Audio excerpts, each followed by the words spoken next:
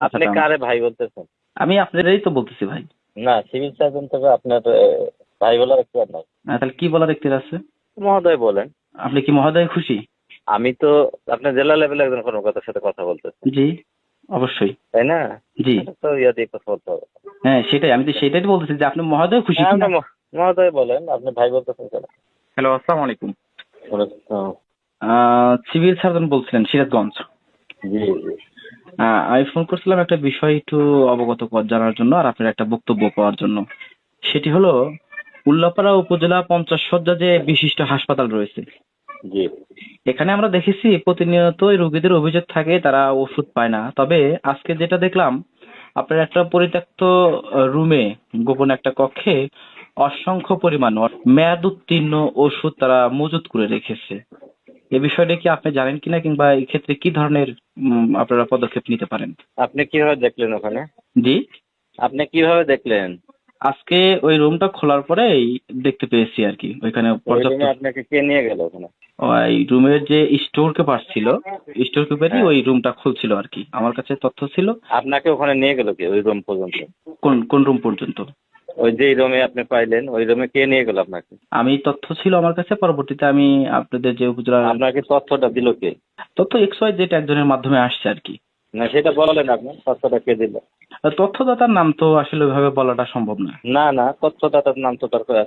তথ্যদাতার নামটা আমি বললে তো উনি মানে নিজেকে সেফ ফিল করবে না।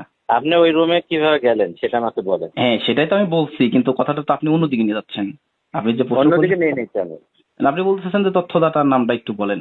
হ্যাঁ, তার নাম তো লাগবে। মানে সোর্সের নাম তো আমি বলতে পারবো না ভাই।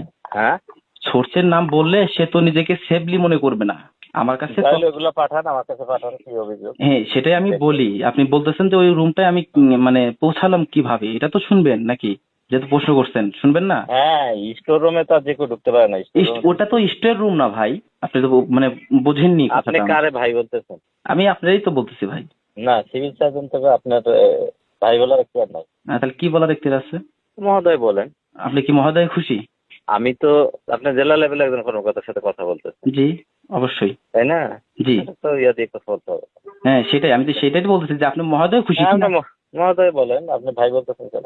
হ্যাঁ ঠিক আছে, তাহলে এখন বিষয়টা এই যে অভিযোগটা, এই এই অভিযোগের প্রেক্ষিতে আপনারা কি ধরনের পদক্ষেপ অভিযোগ আপনার ইয়ে হলে আপনি আমার কাছে দেন, লিখিত আকারে দেন, আমি তদন্ত করে দেখতেছি কি বিষয়টা, ঠিক আছে? মানে লিখিত অভিযোগ কি আমাকে দিতে হবে?